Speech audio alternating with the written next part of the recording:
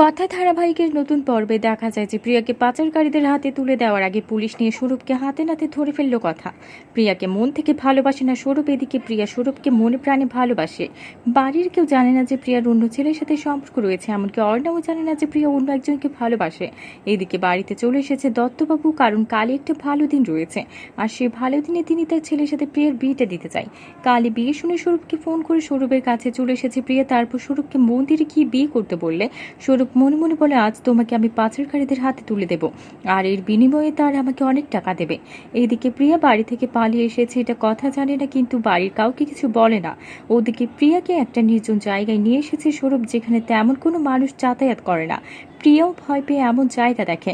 তাহলে কি এবার প্রিয়াকে পাচারকারীদের হাতে তুলে দেওয়ার আগে পুলিশ নিয়ে স্বরূপকে হাতে নাতে ধরে ফেলবে কথা? তো বন্ধুরা, কি হবে এবার? এক্ষুনি একটা লাইক দিয়ে এবং কমেন্ট করে জানিয়ে দাও তোমাদের মতামত। ধন্যবাদ।